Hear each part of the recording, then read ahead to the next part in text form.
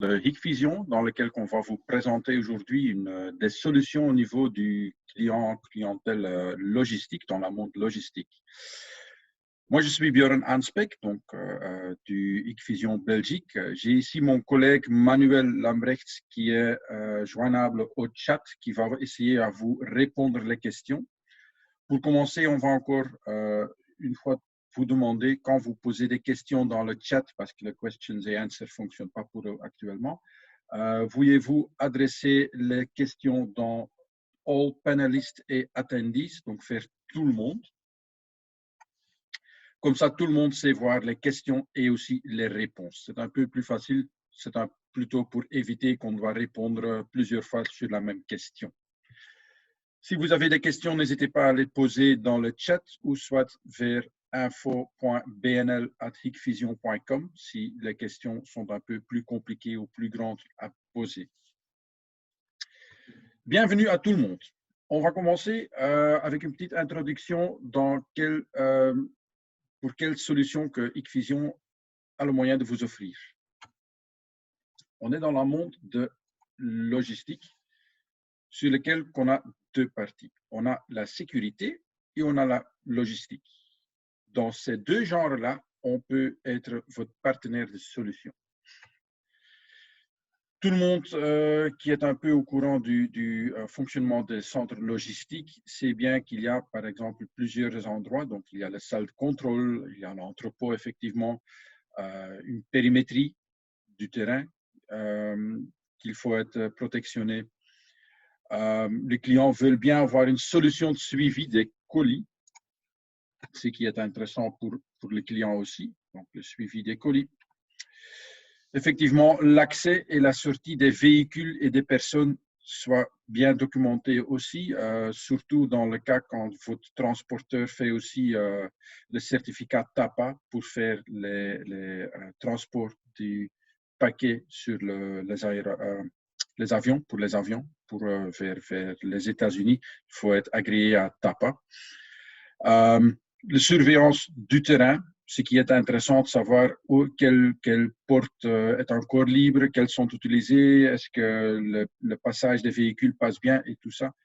Et même on peut aussi, concernant les circonstances actuelles, on peut encore fournir une analysation de l'augmentation de température humaine, plutôt pour protéger le personnel qui vient travailler dans les entrepôts, pour éviter, quand il y a quelqu'un qui a de la fièvre, par exemple, qu'il va infecter des autres. Mais on passera là dans quelques instants. Pour suivre un colis, qu'est-ce qu'on va utiliser? On a plusieurs des solutions, des possibilités sur ce qu'on peut faire. Ici, par exemple, on peut commencer avec le système d'intégration avec le RFID. Imaginons que le camion il vient déposer des conteneurs qui viennent des avions. Il y a une palette ou un conteneur plutôt, ou un conteneur complet du camion qui a un RFID qui vient sur le gate et là, il est scanné. Donc, avec la connexion avec le système intégré du client, le système ERP, à ce point-là, on a les données de savoir, tiens, ça c'est tel conteneur. Effectivement, on va décharger le conteneur. Une fois qu'il est déchargé, vous avez des grandes boîtes dans lesquelles il y a plusieurs des articles. Là, il y a la possibilité de faire du scan pièce par pièce, faire le contrôle de qualité aussi. Cela, on va relier avec les images de caméra. Ça, c'est le premier point dans lequel chaque article devient scanné dans votre système local. Une fois que c'est désemballé, tu vas le stocker quelque part parce que c'est peut-être pas nécessaire de le faire transporter en direct. Donc, tu vas le mettre dans le magasin, dans le rayon, ou faire le triage ou le sortage, un peu le sortir. Là, sur les rayons, tu as des tickets du code barre aussi, ou de tech, sur lequel tu vas relier que j'ai déposé tel paquet à tel endroit. Après, il y a des autres personnels qui vont les collectionner, donc ils font le scan sur le stockage aussi. Ils prennent le paquet et ils vont dans la station d'emballage pour emballer certains paquets pour être transmis vers des clients ou des autres endroits. Là, de nouveau, on a facilement la possibilité de relier le scan que l'employeur fait avant de le mettre dans le carton. On va relier le scan avec l'image là pour avoir la preuve. C'est tel paquet qui est remis dans tel carton. Une fois que le carton est prêt, la personne il va le fermer, coller le nouveau étiquet là-dessus pour l'ensemble et faire le scan. Même à ce niveau-là, ce scan-là est aussi relié avec les images de caméra pour preuve en savant tel numéro du pièce des codes barres était dans la boîte et ils sont renommés vers un autre code barre. Il vient dans le transport. Là, effectivement, les caméras qui sont mises sur les gates pour vérifier que la bonne palette est bien rentrée dans le propre camion, dans le bon, peuvent être reliés ensemble. Le camion, il va par exemple, dans ce cas ici, cet exemple ici, dans un centre de tri exprès, donc un centre de triage en fait. Donc c'est le camion qui vient de la France par exemple et qui vient dans un dépôt ici en Belgique pour à ce point-là trier les paquets dans des plus petits véhicules pour les transmettre vers des autres endroits, les villes par exemple. Là, tout paquet, il vient sur un bande automatique probablement avec le code reading caméra. Donc, on a des caméras qui puissent faire la lecture des codes barres pour détecter, tiens, ça c'est tel paquet et ça on doit déposer à, ceci, par exemple, Mouscron. Donc, le système là du bande connaît le Mouscron. Le côté du Mouscron, c'est le gate 15 par exemple. Donc, le bande automatique va mettre ce paquet-là vers le gate 15 pour être repris et envoyé vers cet endroit-là. Ce qui est possible aussi, c'est de relier les scanners, les caméras et notre système avec des systèmes de mesure, disons pour les dimensions des paquets, pour mesurer les dimensions des paquets, mais aussi pour le poids des paquets. Donc des interfaces ou des interconnexions avec tel type de système est aussi faisable pour le documenter. Pourquoi le poids, par exemple, par rapport au prix de transport pour le client, ou soit pour savoir qu'entre-temps, il n'y a rien qui a été disparu de ce paquet, parce que quand, avec l'emballage, le paquet pèse 5 kg, et là, au centre de triage, le paquet pèse plus 5 kg, mais que 3 kg, à ce point-là, on peut détecter qu'entre-temps, dans le transport, il y a une perte de 2 kg du paquet, par exemple. Et une fois que c'est sur la destination, là, ça retourne dans les véhicules, les petites camionnettes par exemple, qu'on puisse aussi prévoir avec des caméras et des NVR mobiles qui peut être relié en live avec du GPS et du 3G ou 4G pour soit transmettre des images ou plutôt pour transmettre la localisation du véhicule pour le track and trace, comme ça les clients peuvent voir où est-ce que le camionnette se trouve, combien de temps est-ce qu'il me reste encore pour avoir les paquets. Ce sont toutes des possibilités qu'on puisse vous fournir.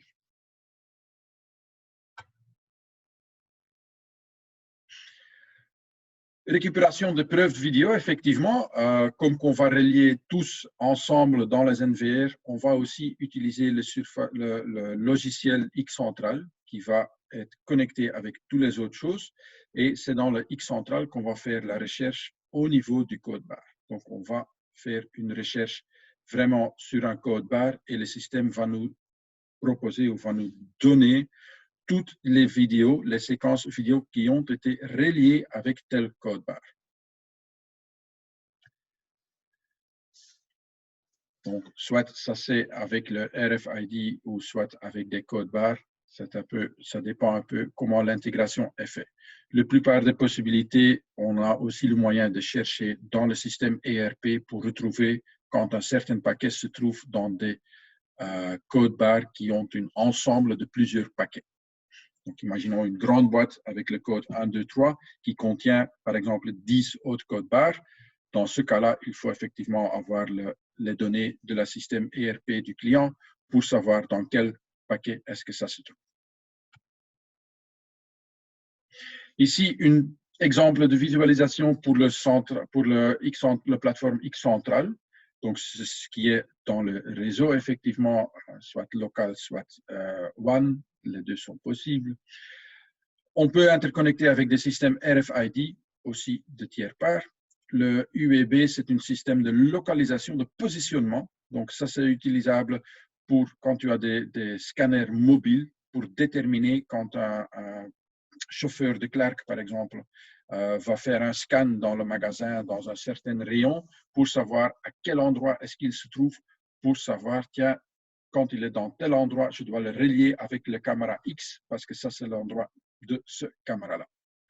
Effectivement, le système scanning, soit on va connecter les scanners en direct vers notre plateforme ou NVR, ou soit on va faire une intégration entre le système de scanning du client et la plateforme. Comme ça, on n'a qu'une seule liaison qui va récupérer toutes les données qui viennent des scanners. À part ça, effectivement, les DVR ou soit les NVR, donc les caméras analogiques ou soit les caméras IP. Et aussi encore, l'intégration est possible avec des caméras spéciaux qui font partie en fait de notre gamme robotique. Ce sont des caméras qui peuvent lire des codes barres en live, donc sur l'image là. Voilà.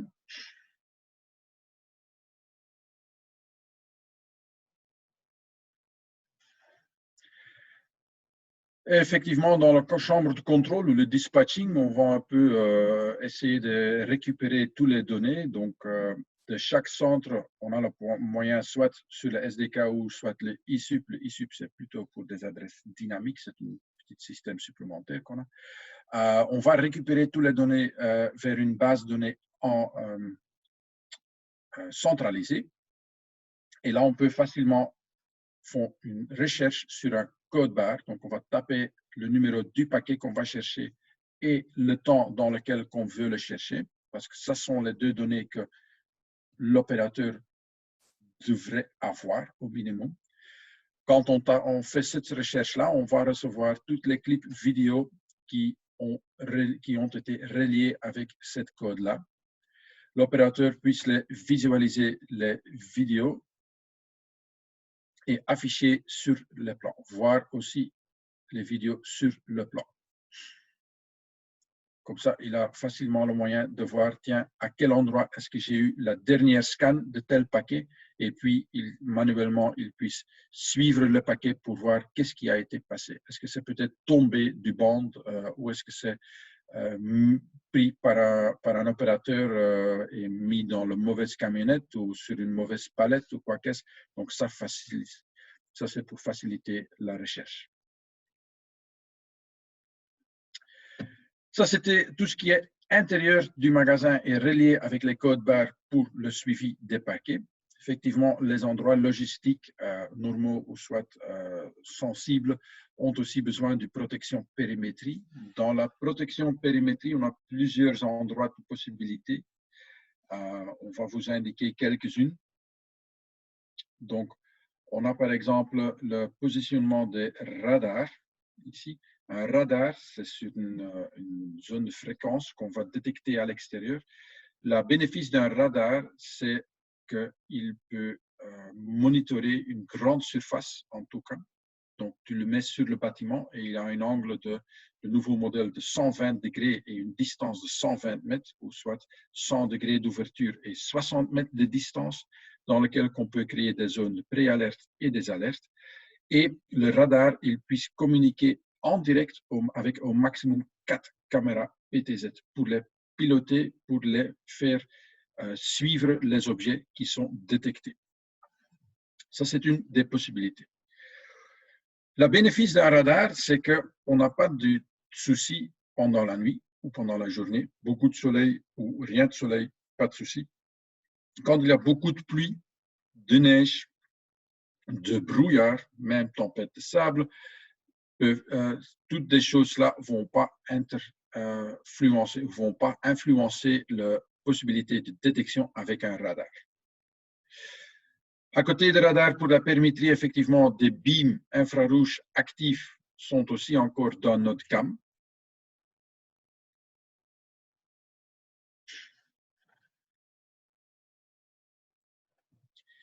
Et pour la périmétrie en supplémentaire, effectivement, les caméras thermiques pour faire la détection périmétrie. Bénéfice d'un caméra thermique, aussi la même chose. Pendant la jour ou la nuit, l'image est tout à fait pareille. Pas d'influence des conditions extérieures. Le range de détection, donc la distance sur laquelle ils peuvent détecter, est beaucoup plus large qu'un caméra normal. Ici, un exemple pendant la nuit pour la détection. Et aussi quand il y a du brouillard, ou soit quand tu as des endroits dans lesquels tu mets une machine de brouillard, donc un bandit par exemple. Même avec une caméra optique, tu ne vas plus voir quelque chose. Avec la thermique, tu vas quand même encore voir qu'est-ce qui se passe dans l'environnement. Comme on y parle de caméra thermique, tout le monde a probablement déjà aussi entendu qu'il y a des solutions pour mesurer la température des corps humains. C'est en vitesse qu'on va quand même indiquer. Le monde logistique, c'est actuellement encore la partie qui fonctionne la meilleure parce qu'on doit quand même encore envoyer des paquets et faire la distribution vers des magasins et tout ça avec d'importance. Donc, qu'est-ce qu'on va faire? On a le moyen de quand même mesurer les personnes, les employés qui viennent travailler dans cette société pour éviter qu'il y a quelqu'un qui rentre avec de la fièvre ou une température augmentée, on doit dire, pour bien, qui peut infecter ou influencer la santé des autres personnels. Donc ici, dans ce cas-là, on a le moyen un peu de positionner un caméra dédié thermique pour mesurer s'il y a une augmentation de température de certaines personnes. Ici, on fait une simulation avec une bouteille d'eau. Et dans ce cas-là, le médecin d'une société puisse demander à ces personnes-là pour faire un mesurement avec du matériel médical pour vérifier.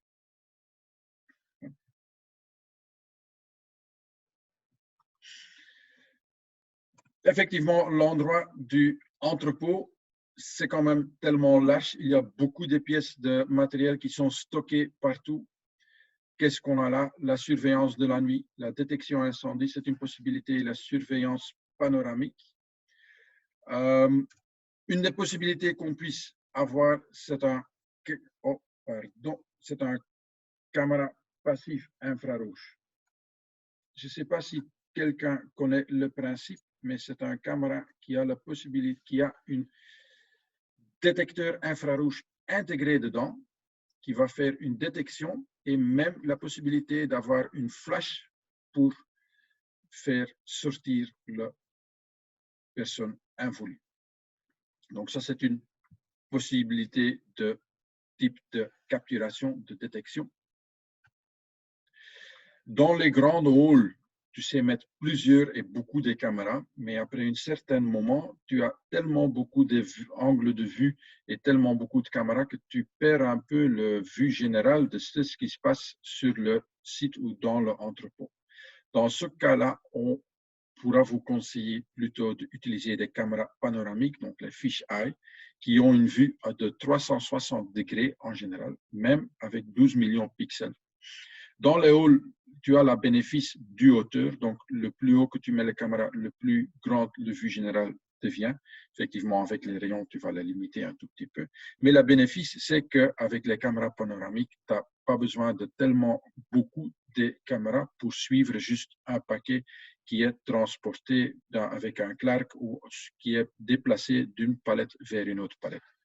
Effectivement, tu ne vas pas chercher des paquets qui sont tellement petits comme un paquet de cigarettes. À ce point-là, tu ne vas pas utiliser une caméra fish-eye sur une hauteur de 6 ou 8 mètres. Mais c'est pour faire le suivi. Quand un paquet a eu le scan sur le gate 2 et puis s'est mis sur le rayon 20, quel trajet est-ce que la personne a fait avec le paquet? Des caméras thermiques dans des zones d'entrepôt. Effectivement, le transport des paquets, ça peut être tout ce qui est dedans, beaucoup de choses différentes, peuvent avoir une augmentation de température dans le boîtier. C'est ce qu'on ne voit pas de l'extérieur.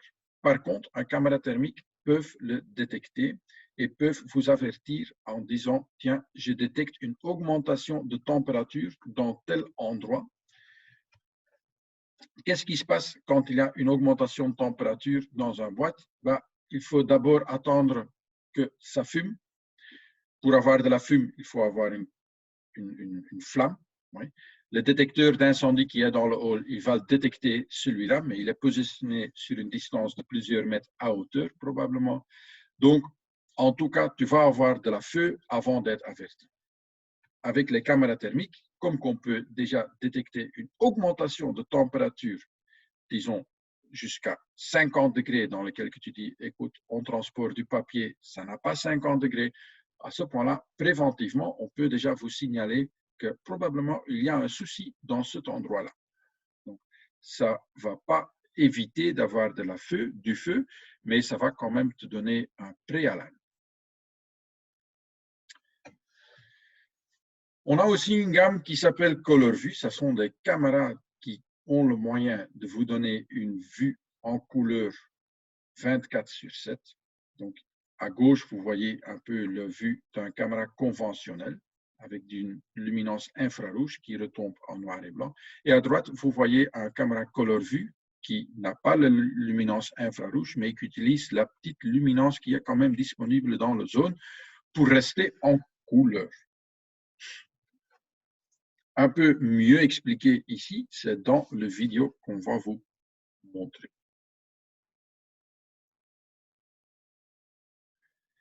Voilà, le magasin a une image normale, le Powered by Darkfighter, qui est déjà bon, et le ColorVue. À vous de déterminer où est-ce que la personne se trouverait. Avec le ColorVue, on a aussi beaucoup plus de détails, même sur une distance un peu plus loin. Et un autre bénéfice encore, ça a une luminance gentille. Ça veut dire que ce n'est pas tellement un spot qui indique, mais c'est vraiment une luminance d'ambiance, en fait, qui va quand même vous donner ou vous proposer plusieurs des détails disponibles.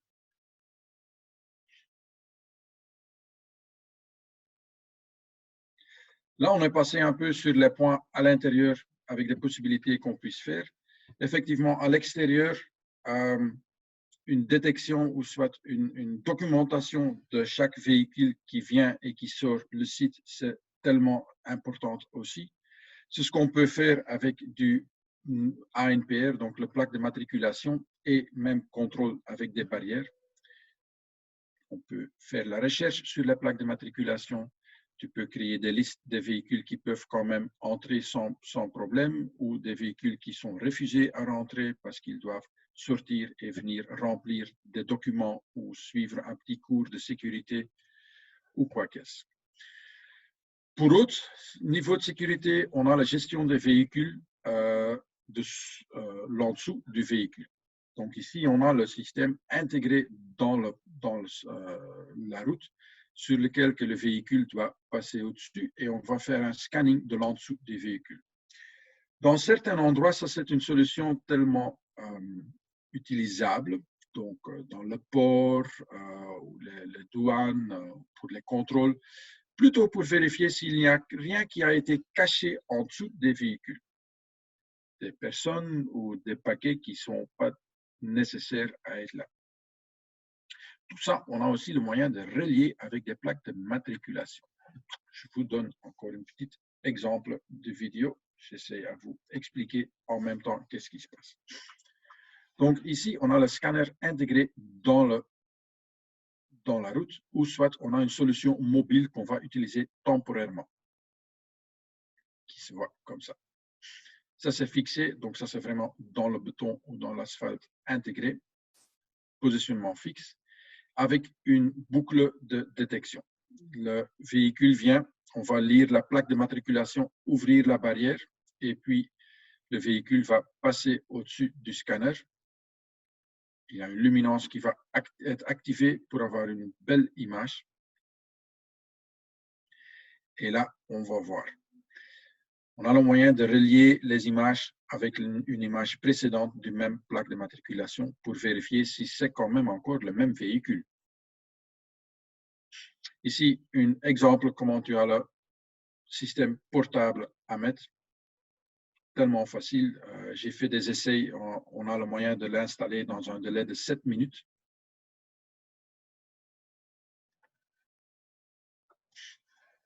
Voilà, donc c'est rapide, c'est complètement. Aussi, la vitesse avec laquelle le véhicule passe au-dessus du scanner n'a pas tellement une importance parce qu'il y a une détection de vitesse dans le système qui va à ce point-là mesurer la vitesse du véhicule et dire aux caméras de donner plus des images nécessaires. N'importe quel véhicule, voiture, camion, bus, aussi une surface dans laquelle tu as le moyen de faire la recherche quand ils sont rentrés ou sortis avec une image supérieure de l'en dessous et la plaque de matriculation aussi.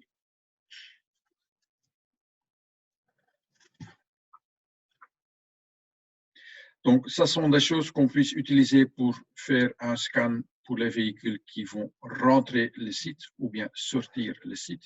Une fois qu'ils sont sur le site, il y a la possibilité d'utiliser le smart tracking des caméras PTZ pour suivre les véhicules si nécessaire, ou soit des personnes, comme vous voulez.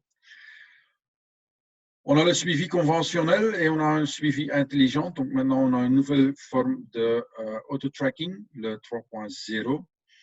Les anciens, ils avaient encore quelques petits soucis au niveau de suivre des humains ou des véhicules, ou soit être activés par des lampes de véhicules. Maintenant, dans le nouveau algorithme, c'est ce que vous voyez à droite, on va quand même détecter, analyser l'objet et puis on va décider si on va le suivre, oui ou non. Donc ça, c'est le nouveau algorithme de suivi, donc le tracking dans les caméras PTZ. Dans le véhicule même, on puisse aussi fournir des petites solutions mobiles. Donc, on a des NVR mobiles et des caméras spécifiques créées pour des endroits mobiles qui sont un peu shock-proof, on peut dire. Donc, dans quel endroit est-ce qu'on va utiliser ça? Bon, le transport public, ça c'est un peu logique, mais aussi pour la livraison des paquets, ou soit pour la sécurité en total. Peut-être c'est un transport des colis coûteux, donc importantes, qu'il faut avoir du supervision supplémentaire. On peut mettre une caméra à l'extérieur du camion ou de transport pour faire une vue sur l'angle mort du chauffeur, mettre un petit écran sur son dashboard pour qu'il sait voir quand il doit faire un petit tour s'il n'y a pas personne dans son angle mort. Un caméra dans la zone où il y a les paquets pour bien documenter, tiens, quand on ouvre la porte, quel paquet est sorti. Tout ça avec un enregistreur intégré dans le système et avec une liaison 3G, 4G comme disponibilité et aussi encore avec la localisation par des signaux GPS pour suivre le véhicule sur les plans dans le X central. C'est ce qui est possible en utilisant ça. C'est ce qu'on peut faire, c'est aussi de déterminer un certain trajet que ce véhicule doit faire. Et quand le véhicule dépasse le trajet, quand il fait plus ou moins, par exemple, 200 mètres dehors son zone de déplacement qu'ils peuvent faire normalement, à ce point-là, le dispatching peut récupérer une alerte. Ça veut dire qu'il n'est pas sur le chemin prévu. Comme ça, on a beaucoup de données. On a des données mobiles, on a des données sur le terrain, pour l'entrée, pour le sortie, pour les scans et tout ça. Tout ça revient ensemble dans la salle de contrôle. Dans la salle de contrôle, on va faire la gestion de vidéo, la gestion des alarmes, même la présence de personnes ou des calendriers qu'on peut faire. Donc, le système d'accès, on peut connecter avec. Et effectivement aussi des murs vidéo. Des murs vidéo avec des décodeurs qui vont avoir plusieurs des écrans connectés là-dessus, plusieurs des différents systèmes qu'on a, dépendant un peu de la taille que tu veux avoir. Ce qu'on peut présenter, c'est une entrée d'un PC, ou soit on va faire du roaming des images, ou on va faire une division des fenêtres pour avoir la vue de plusieurs des caméras sur les fenêtres, là, sur les écrans, ou les épissages de fenêtres. Donc, avec les murs vidéo, on est tellement flexible de vous présenter plusieurs des choses. Pour la gestion de vidéo, un client puisse afficher en direct au maximum 256 canaux. C'est quand même un peu trop pour faire une bonne surveillance comme opérateur. Le logiciel fait une disposition de fenêtres auto-adaptives pour une utilisation plus facile. Donc, on va automatiquement faire la visualisation le plus facile, le plus efficace. Tu peux faire la relecture si tu as le droit, faire la recherche sur le vidéo, soit sur les codes barres, soit sur le VCA que tu vas mettre. Tu vas lui dire, tiens, donne-moi tous les vidéos quand je vais tirer une ligne pour faire un passage de ligne, par exemple. Le IMAP, l'intégration avec le plan pour voir où ce que c'est. Même l'intégration avec le système d'accès, on peut vous montrer sur la gestion de vidéo. Juste à côté de ça, deuxième écran, probablement pour l'opérateur, c'est la gestion des alertes. Plus ou moins, on veut bien avoir le moins possible des alertes, mais il y aura quand même des petites alertes. Donc là aussi, l'opérateur peut voir les alertes, voir les vidéos reliées avec les alertes et aussi le plan sur quel site ou quel endroit dans l'entrepôt est-ce qu'il y a telle alerte. Si on va penser aux alertes de détection de flammes ou augmentation de température, donc le pré-alerte d'un feu, par exemple. Le positionnement sur le plan, c'est tellement important pour l'opérateur pour bien guider son collègue vers le bon endroit. Voilà. Pour l'instant, je pense que j'ai un peu tout expliqué en vitesse, effectivement, des solutions qu'on peut vous proposer ou vous donner au niveau de la montre logistique. Effectivement, si vous avez encore des questions spécifiques ou vous voulez avoir plus d'infos concernant un certain sujet qu'on a passé, n'hésitez pas à nous contacter, soit ici dans le chat en direct ou soit vers info.bnl@hikvision.com. Comme ça vient aussi chez nous. Vous avez aussi le moyen de nous rejoindre sur LinkedIn ou soit vous pouvez récupérer certaines vidéos sur le canal YouTube aussi. Je vous laisse encore en réfléchir. Si vous avez des questions, je vous présente encore une petite séquence vidéo d'une solution un peu spécifique, mais quand même bien à savoir que même dans ce cas-là, on a des solutions. Ici, vous voyez un endroit de notre usine au Chine, dans lequel on fait des caméras avec des relectures de code barre. Donc, ça sont des caméras dédiées à ça, mais aussi dans lequel on utilise des robots pour aller chercher ou déplacer les paquets pour augmenter la vitesse et la productivité de la site. Je vous laisse voir en même temps. Je vais une fois voir dans le chat s'il y avait quelqu'un qui a posé certaines questions qui peuvent être intéressantes pour tout le monde. Donc, effectivement, quand vous avez plusieurs colis sur l'image, quand on veut faire le suivi d'un certain colis, on doit commencer toujours dans l'endroit où ce qu'on fait le scan, dans lequel visuellement tu as bien le moyen de savoir c'est tel carton avec telle étiquette qu'on doit suivre, et puis manuellement, tu as le moyen de suivre le paquet. Ça, c'était une des questions qui est passée. Pour le reste, je ne vois pas tellement de questions, donc je suppose que tout est quand même clair. Je vous laisse encore le plaisir de vérifier le vidéo.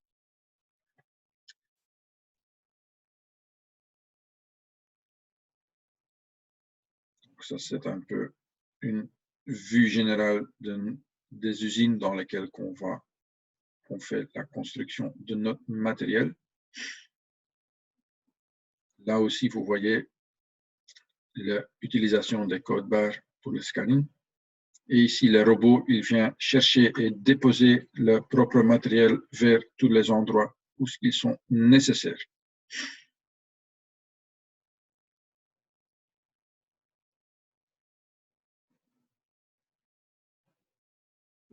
Voilà, des palettes complètes soit pour le stockage.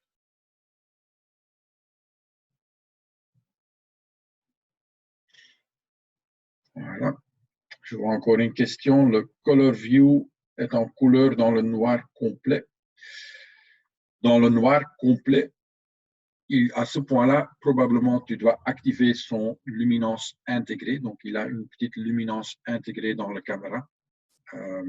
Il va un peu... c'est pas comme une luminance infrarouge ou blanche, c'est plutôt une luminance générale qu'il va activer. Dans ce cas-là, il va rester en couleur. Juste avec son apport LED, ouais, avec la luminance intégrée de la caméra.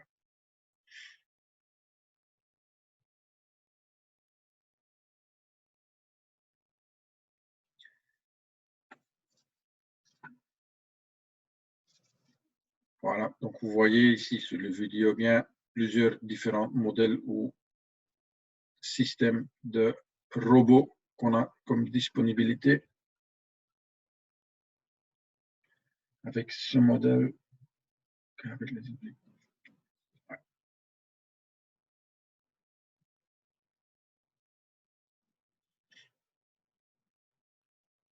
Voilà, ici, le triage. Ici, ça c'est encore une belle chose. Ça, c'est plutôt pour les sociétés qui font le sortement des paquets. Ici, vous voyez que le robot, il vient en dessous d'un scanner. Le scanner, il va lire le code et il va dire au robot, ce paquet-là, tu dois déposer dans tel endroit. Et là, le robot, il va déposer le paquet dans le propre endroit. Hop. Et la suivante.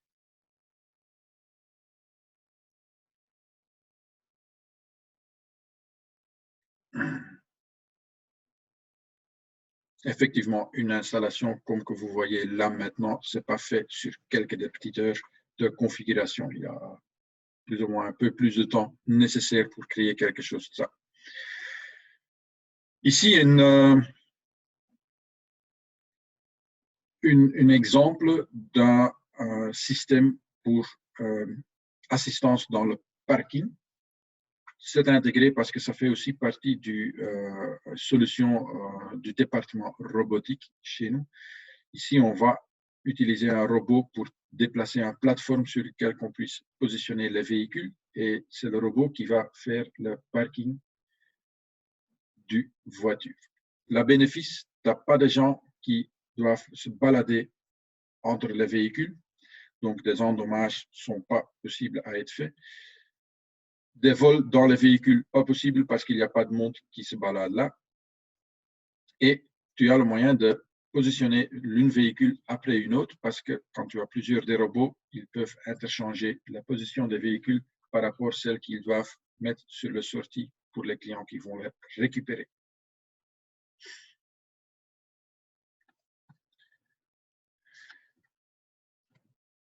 Voilà, je vous remercie déjà tous pour votre présence et j'espère bien qu'on a quand même vous fait apprendre certaines choses. N'hésitez pas à nous contacter en cas de questions.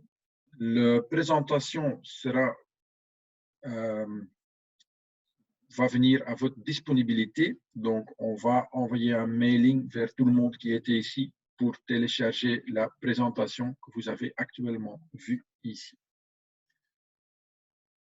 Oui, le vidéo, il est dans la présentation, donc tu peux les avoir aussi. Donc, la présentation vient disponible pour tout le monde. Je vous remercie tous pour votre présence et on se voit plutôt peut-être la prochaine séminaire qui sera, je dois une fois vérifier chez mon collègue, qui sera la semaine prochaine, si je me rappelle bien.